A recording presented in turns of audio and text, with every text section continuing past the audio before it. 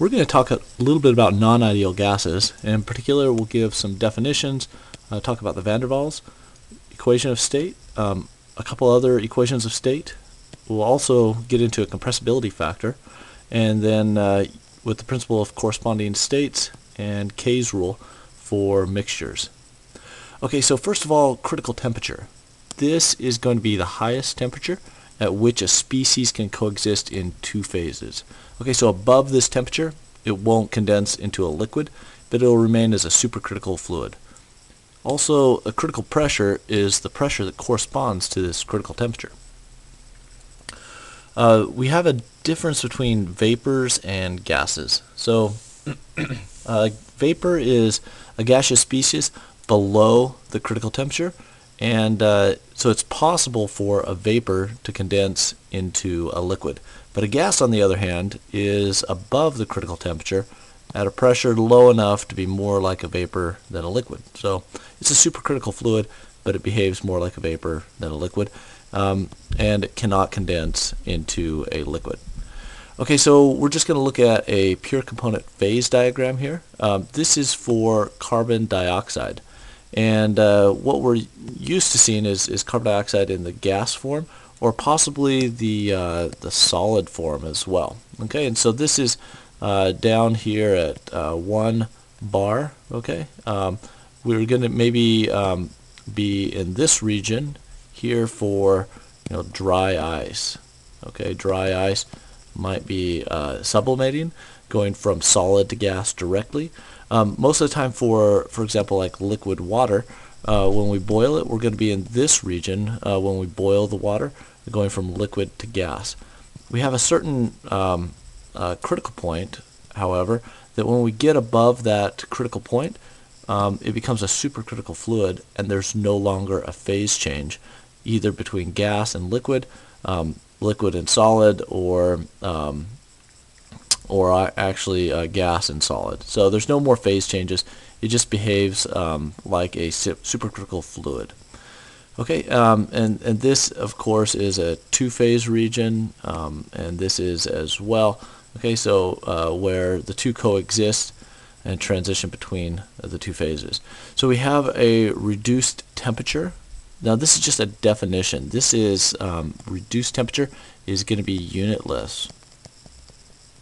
Okay, and we're going to divide our temperature by a critical temperature that's going to be unique for each gas species. Okay, so if each compound is going to have a critical temperature and a critical pressure, and we're just going to define the reduced values for pressure and temperature as the pressure or temperature divided by the critical temperature or critical pressure.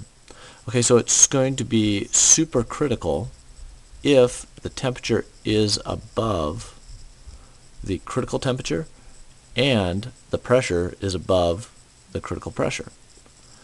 Okay, so let's just do a phase diagram here. Here on the y-axis we have pressure, and on the x-axis we have a reduced volume.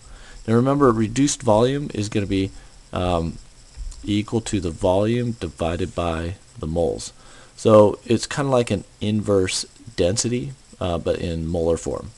Okay, so that's how much volume a single mole takes. At standard temperature and pressure, it's 22.4 liters per mole, for example, gram mole, for diatomic gases at standard temperature and pressure. Okay, so we have this is the reduced volume, and this is the pressure. Now we would expect that at these low reduced volumes, this is going to be the liquid region. Okay, and then at a certain point, and there's very low compressibility of our liquids. Okay, so if you have a large change in the pressure, it's going to have a very small effect on the reduced volume. And then at a certain point, it's going to reach a point here where it's going to transition over to a vapor, and the compressibility slope is going to be much less. So this is a very steep, okay, and this is going to be not as steep. Okay, so this is going to be our vapor region, and this is going to be our liquid region over here. Okay, and then this represents the phase transition. Well, at a certain point, if you keep increasing, okay, let me mention one other thing. This is for a constant temperature, so I'll just say that's temperature 1. And if you increase the temperature, it's going to increase this line. It's going to hit this, travel straight across, and then decrease again, like that. Okay, so this might be for temperature 2. And if you keep increasing the temperature, you'll get to a point where it's just going to skirt this top part right here, and that is called the critical temperature. Okay, so now there's no more phase transition. It goes directly, what was vapor to liquid, it just becomes a supercritical fluid. Okay, so here is your vapor, here is your liquid, here's a two-phase region, and this right here is your critical temperature. So this whole line is critical temperature, and as you increase it more, this is going to be the supercritical region. Okay, so supercritical region, or supercritical fluid, as we call it. Okay, and one other thing to note is that this does not, the supercritical fluid region does not come down here. So this is not supercritical fluid because you have to be above the critical pressure and critical temperature. Okay, so this region here is the supercritical fluid. Okay, so let's just look at water. We're all familiar with water and how it boils. At 100 degrees Celsius, it's going to boil at, with 1 atmosphere, it's going to boil at 100 degrees Celsius. Okay, and you can see the different densities there of the vapor and then the liquid as well. Okay, and one thing to note is as you increase the temperature, okay, the amount of pressure that you would have to exert on this plunger to get it to condense goes up. Okay, so as you increase the temperature, these molecules are bouncing around and they have more kinetic energy, so it's harder to get them closer so the hydrogen bonding or other things can take effect and make them into a liquid. But at a certain point, you give it so much energy, okay, that no condensation occurs. And you can also see on the densities here, okay, vapor and liquid, that they're starting to get very similar. Okay, so there's actually no phase transition that occurs when you get above 374.15. Okay, so that would be called the critical temperature. Okay, and this would probably be the critical pressure for water. Okay, so if you're above those two, then water is going to behave as a supercritical fluid. Okay, no more phase transitions. Okay, so non-ideal gases, you're going to have, it's typically you have non-ideal gases that are under a large amount of pressure. Okay, so I typically have a cutoff sometimes at 20 bar or 50 bar to start using these non-ideal gas equations, and depending on the molecule, but it's due to these molecular interactions, and also the volume of the molecule becomes important. Okay, so before, for the ideal gas case, we assume that the volume of the molecule itself, okay, so you have all these molecules bouncing around in the gas, and as you start compressing them, you get them closer and closer together. Okay, so this is low pressure, and this is high pressure, and as you keep compressing them, the volume of the molecule becomes more important, and you start to see an effect for that. And an ideal gas law does not account for the volume of the molecule. or molecular interactions as well. Okay, so what we want to do is use some different correlations. Before, for ideal gas law, we just use PV equals nRT, and you know, if we just divide the nRT over, okay, or if we call this our reduced volume, okay, so let me just write it in that form, P V hat, which is V over N over RT, that was going to equal 1 for ideal gas. And what we're going to say is that this is no longer equal to 1. We're going to put a Z factor in here, okay, or set this equal to Z as it deviates from 1. Okay, so a Z might be, you know, less than 1 at high pressures, but as you keep going up and up, that Z value might become greater than 1. Okay, as the volume of the molecule becomes important. Okay, so here's two different methods for computing the relationship between pressure, temperature, and reduced volume. One is equations of state, and the other one is a generalized compressibility chart. Okay, where you can plug in some values and look up a Z value from those tables. Okay, so let's first of all, we're just going to cover equations of state first. And one very well known equation of state is the van der Waals equation of state. And the way that he came up with this is that, you know, for a real gas, so non-ideal, you might have this coefficient that you add into it or subtract from the ideal pressure.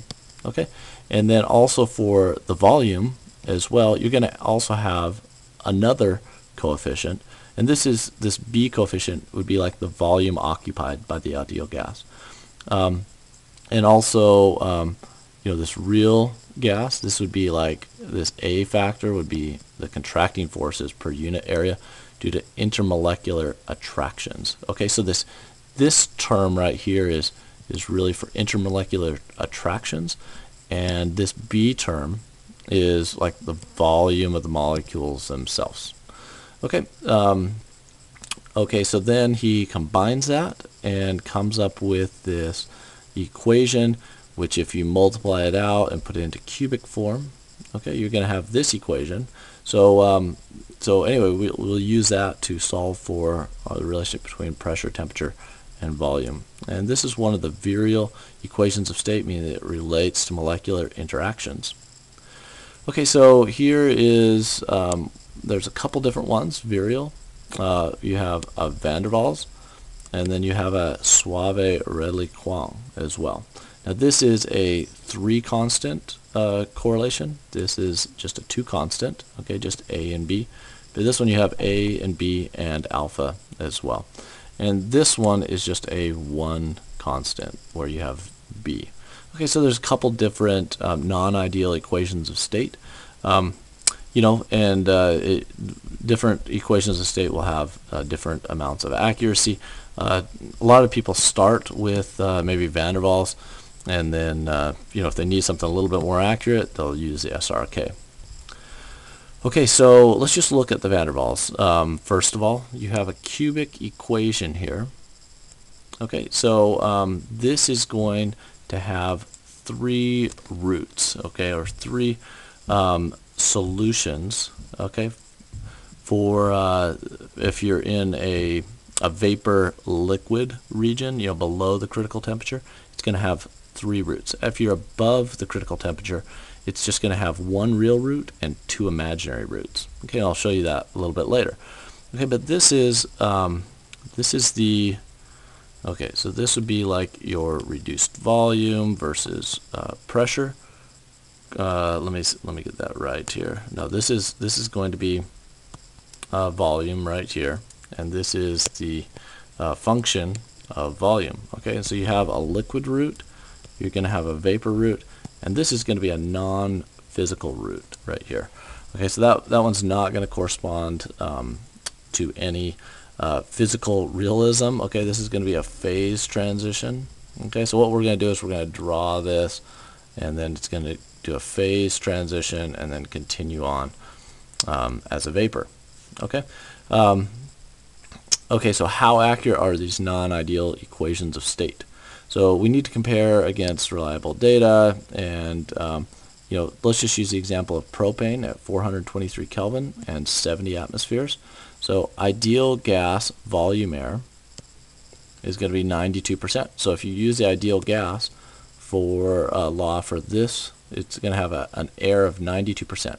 But if you use the SRK, it's going to have a 12% air. Okay, so this is just one example that shows how much more accurate you can get by using SRK versus like an ideal gas. Now this is at high pressures. Okay, so you might want to consider using a non-ideal gas equation of state above a certain threshold. I typically use 20 to 50 K depending on the molecule, or 50 atmospheres, 20 to 50 atmospheres depending on the molecule. Okay, so law of corresponding states. This is a different way to calculate the non-ideal gas equation, and this uses the Z value. Okay, this compressibility factor, which is equal to P times reduced volume over RT. Okay, so what we're going to do is we're going to use the reduced temperature and reduced pressure to then find a Z value. Okay, and that will be kind of like the ideal gas law, but we just have a Z factor in there. Okay, so we can use this equation versus one of those cubic equations or SRK. So there's these are going to be much easier to solve, but you have to look up a Z value. Okay, and so Z equals 1. When it's 1, it's going to be an ideal gas. It's just going to reduce back to the ideal gas law. And when it's not equal to 1, it's going to be for non-ideal gas. Okay, so there's a couple different handbooks for looking this up. You can use Perry's handbook. Okay, and you could also use a law of corresponding states. Okay, so law of corresponding states. Physical properties of gas depend on the proximity to its critical state. Okay, and if you know 2 of T, P, and V and want to find a third for the real gas, then you can calculate the reduced T, P, and or V. Okay, so you have a reduced temperature, reduced pressure, and a reduced specific volume, okay, for ideal. And then you can use this table, okay, I'll show this to you, to find Z values. Okay, and just one note for hydrogen, diatomic, the hydrogen or helium, you have to add some factors here, okay, a temperature and a pressure. Okay, so just a note from the textbook that the author uses these interchangeably. Okay, so find lines of constant reduced pressure. Okay, so as we look through this, you'll see that reduced pressure. Okay, so you gotta kind of look through it carefully here, because here's the reduced volume. Here's the reduced temperature. Okay, so those go this way, like that, and the reduced volume is coming up here, and you can see those values. Okay, and let's see, and then the reduced pressure must be the other one. Okay, so you have, let's see, I'm having a hard time finding the reduced pressure on here. Oh, here it is. There's the reduced pressure. Okay, and then here's your compressibility factor right here. Okay, so you can look up any 2 of those and then find the Z value. So if I have a reduced pressure at a certain point, let's say right here, and a reduced temperature of that value, and I just find it by drawing my line over to the Z value. Okay, so there's my Z value. Here's another compressibility chart. Okay, so this is for medium pressures. Again, a Z value here on the on the y-axis, your reduced pressure down here on the x-axis, and then here's your reduced volume or reduced temperature. Okay, so you can use two of those to look up the other values. Okay, so if reduced pressure is 4 and reduced temperature is 1.4, let's find the Z value. Okay, so here's my reduced pressure of 4, reduced temperature of 1.4, and that gives me a Z value right here. Okay, about 0.75 or so. Okay, okay, so this chart is only good for one value of Z sub C. Okay, so you calculate Z sub C this way. This is a critical reduced, so it just combines all the critical pressure, critical volume, critical temperature into a Z value. Okay, and this is going to be applicable for most simple fluids. And again, this is going to be a correlation between reduced pressure and compressibility factor. And you can see, saturated gas in this area and saturated liquid. Okay, so phase transition between those two, and then different reduced temperatures here. Okay, so just another way to find Z values. Okay, so let's look at find Z for a reduced pressure, okay, of 0.686 and a reduced temperature. So look at these solid lines of 1.315. We're going to find a compressibility factor. Okay, so there is 0.686, reduced temperature. Here was the 1.3 and 1.4, so you may need to kind of interpolate between those two. Okay, and then let's go ahead and draw the line over to the Z value. Now, just from looking up from the chart, we had Z equals 0.91, and if we use the van der Waals equation, we had 0.89. So they're in fairly good agreement. Okay, so let's talk just a little bit about mixtures. Mixtures require mixing rules. These can get quite complicated, however. Okay, so we're just going to present a simple one. We're going to use K's rule to calculate a pseudocritical temperature and pressure for the mixture. Okay, and then we're going to find Z sub M for the mixture from the compressibility chart as before.